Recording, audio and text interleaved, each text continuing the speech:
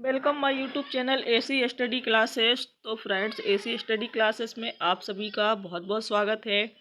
इस क्लास में आपको हिंदी साहित्य का टॉपिक द्विवेदी युग के मोस्ट इम्पोर्टेंट क्वेश्चन पढ़ने के लिए मिलेंगे। तो वीडियो के अंत तक बनी रहिए। क्वेश्चन दिया है कि निम्नलिखित में से मैथिली शरण गुप्त की कौन सी रचना नायिका प्रधान नहीं है। इसमें बताना है मैथिली शरण गुप्त की कौन सी रचना है जो नायिका प्रधान नहीं है। यशोधरा, पंचवटी, साकेत या फिर विष्णुप्रिया। आंसर है इसका पंचवटी। जो पंचवटी रचना है ये नायिका प्रधान नहीं है। ये पंचवटी का जो सन है ये 1925, साकेत 1931, यशोधरा 1932 तथा विष्णुप्रिया ये 1957। ये सभी द्विवेदी युगीन कवि मैथिली शरण गुप्त की रचनाएं हैं। यशोधरा में महात्मा गौतम बुद्ध की पत्नी यशोधरा का वर्णन एक नायिका के रूप में मिलता है। किस रचना में?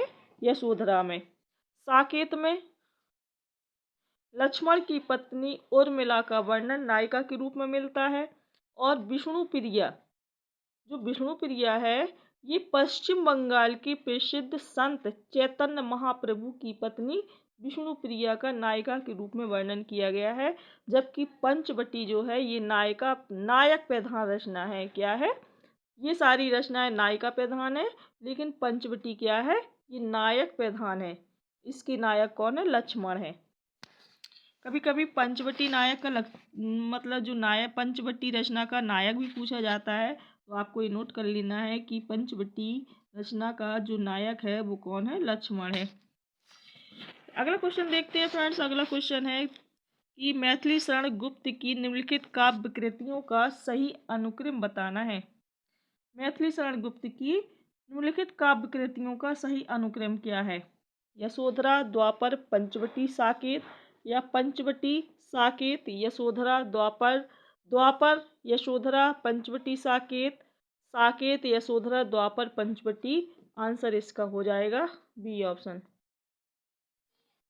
पंचवटी, साकेत, यशोधरा, द्वापर। तो ये सारी कृतियां हैं किसकी? मैथिली शरण गुप्त की। और इनका समय है, मैथिली शरण गुप्त का जो समय है ये 1886 से 1964 ईस्वी माना जाता है। तो इन रचनाओं का हमें समय देखना है कि जो रंग में भंग है ये 1909 में प्रकाशित हुआ था। जयद्रथ वध 1910, भारत भारती 1912। अक्सर एग्जाम में इनका जो सन पूछ दिया जाता है तो आपको याद करना है या नोट कर लीजिए। भारत भारती जो है ये मोस्ट इम्पोर्टेंट रचना है। इसका जो समय है ये बार बार एग्जाम में पूछा गया है।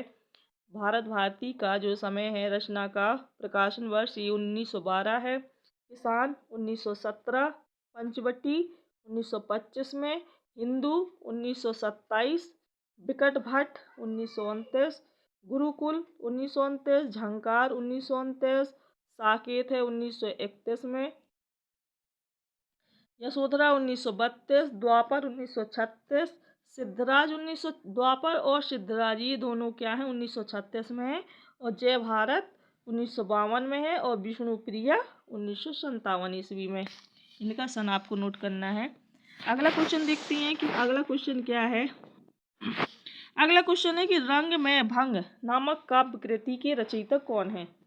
रंग में भंग की बताना है। भिखारी दास, मल्लुकदास, मैथिली शरण गुप्त या फिर तुलसीदास। आंसर है मैथिली शरण गुप्त। रंग में भंग जो रचना है इसके रचयिता कौन है? मैथिली शरण गुप्त। रंग में भंग नामक कृति राजपूतानी आनवान की कथा है जिसका प्रणयन राष्ट्रकवि मैथिली शरण गुप्त ने किया था। इनकी जो अन्य रचनाएं हैं साकेत, यशोधरा, किसान, सिद्धराज, प्लासी का युद्ध, जयद्रथ वध और पंचवटी ये सभी किसकी? मैथिली शरण गुप्त की रचनाएं हैं। अगला क्वेश्चन है कि खड़ी बोली हिंदी का प्रथम महाकाव्य कौन सा है? बताना है खड़ी बोली हिंदी का प्रथम महाकाव्य।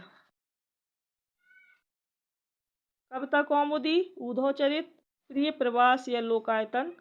तो राइट आंसर है खड़ी बोली हिंदी का प्रथम महाकाव्य प्रिय प्रवास। 1914 ईस्वी में। कब? 1914 में अयोध्या सिंह उपाध्याय हरिऔध के द्वारा रचित है ये प्रिय प्रवास जो रचना है। ये खड़ी बोली हिंदी का क्या है? प्रथम महाकाव्य है। पद्म प्रसून, चुपती चौपदी, चोखी चौपदी, रस कलश, वैदेही वनवास, ये सभी अयोध्या सिंह उपाध्याय हरिऔध की अन्य रचनाएं हैं। अगला क्वेश्चन है कि निम्नलिखित में से कौन सा काव्य ग्रंथ नहीं है? वैदेही, पथिक, रसग्रंजन या फिर भारत भारती। आंसर है रसग्रंजन, यह एक काव्य ग्रंथ नहीं है। रसग्रंजन एक काव्य ग्रंथ नहीं है। भारत भारती ये राष्ट्रकवि मैथिली शरण गुप्त द्वारा 1912 में रचित एक काव्य ग्रंथ है, जिसमें गुप्त जी ने देश प्रेम एवं राष्ट्रीयता का स्वर दिया। इसी कारण भारत भारती रचना को अंग्रेजी सरकार के द्वारा जब्त कर लिया गया। किस रचना को? भारत भारती को अंग्रेजी सरकार के द्वारा क्या कर लिया गया? जब्त कर लिया गया। वैदेही वनवास अयोध्या सिंह उपाध्याय हरिऔध के द्वारा रचित राम कथा था। क्या है ये? राम कथा।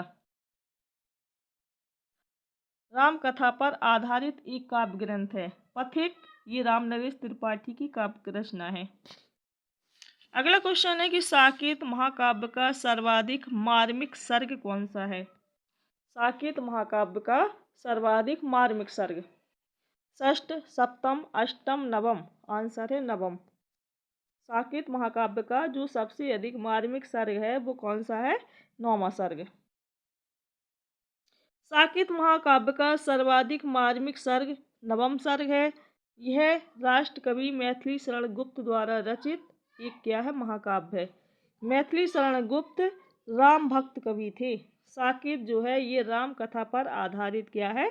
एक महाकाव्य है, जिसके नवम सर्ग में उर्मिला का विरह वर्णन विशद रूप से किया गया। नवम सर्ग में किसका वर्णन किया गया? उर्मिला का। यह उनकी मौलिक उद्भावना है, क्योंकि उर्मिला जो है ये राम कथा की उपेक्षित पात्र रही। आठवें सर्ग में कैकई का पश्चाताप दिखाकर भी गुप्त जी ने अपनी मौलिक प्रतिभा का परिचय दिया।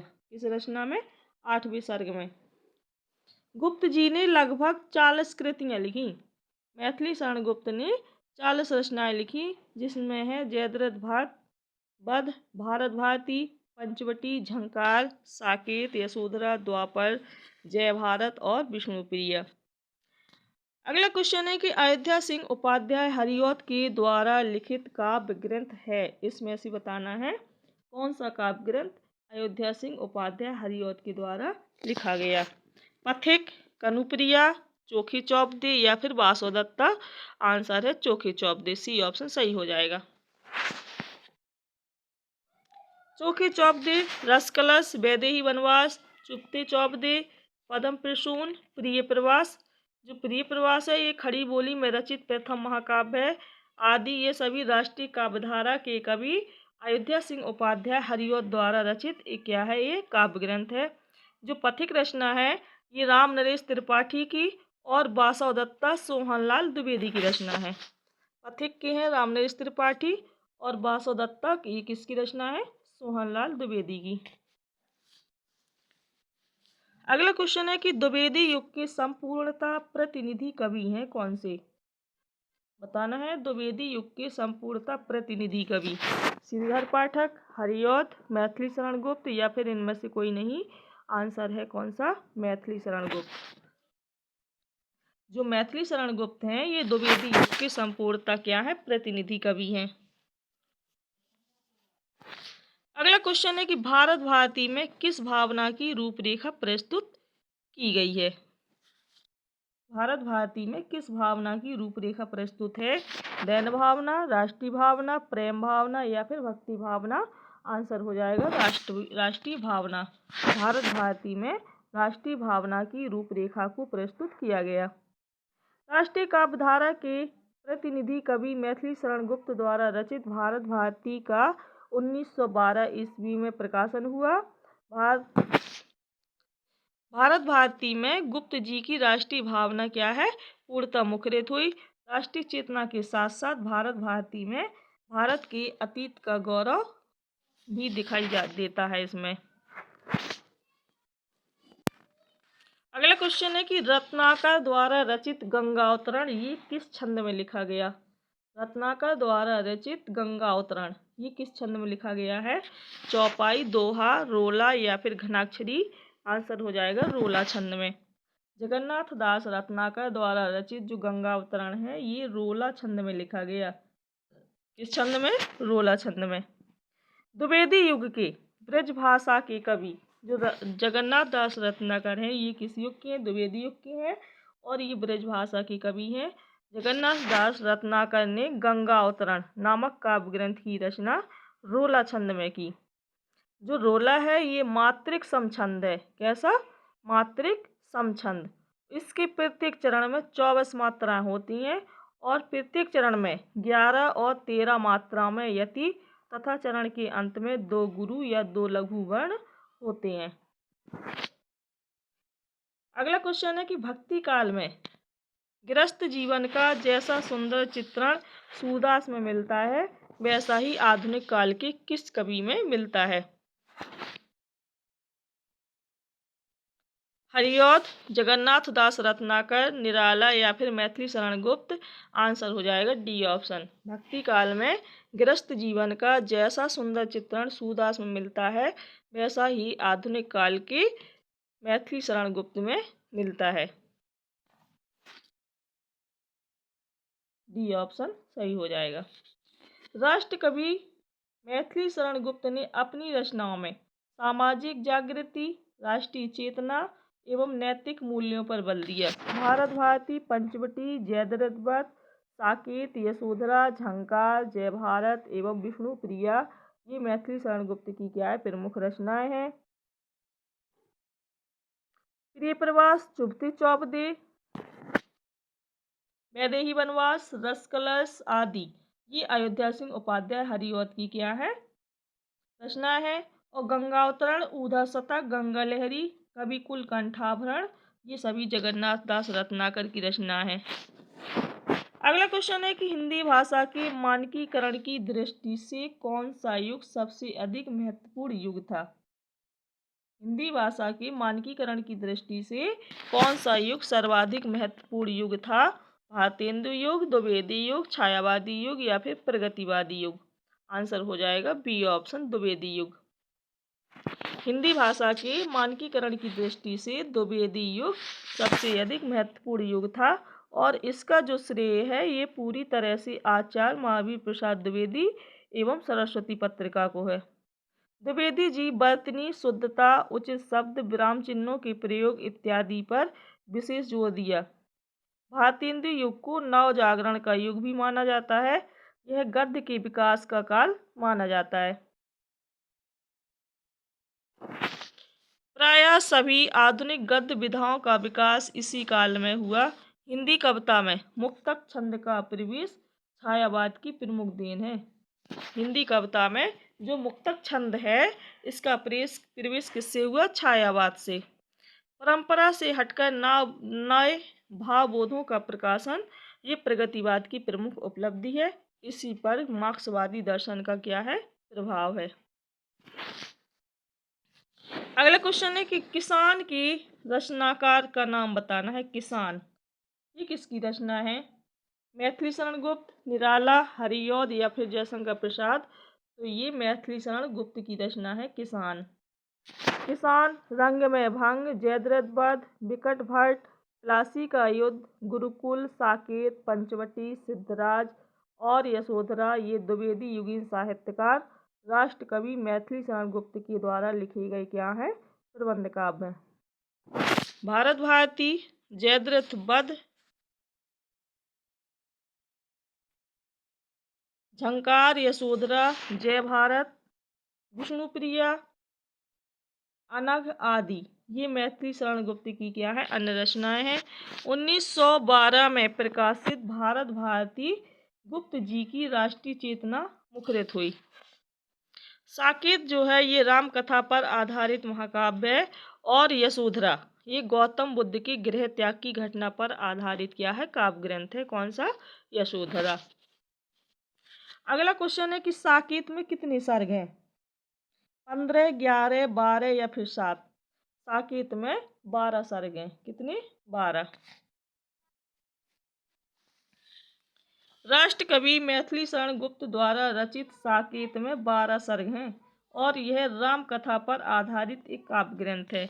इसमें राम कथा में उपेक्षित नारी पात्रों को प्रमुखता प्रदान की गई। अगला क्वेश्चन है कि खड़ी बोली का प्रथम महाकाव्य है कौन सा? खड़ी बोली का प्रथम महाकाव्य साकेत, प्रियप्रवास, कामायनी और लोकायतन। तो राइट आंसर हो जाएगा प्रियप्रवास। खड़ी बोली का प्रथम महाकाव्य क्या है? प्रियप्रवास।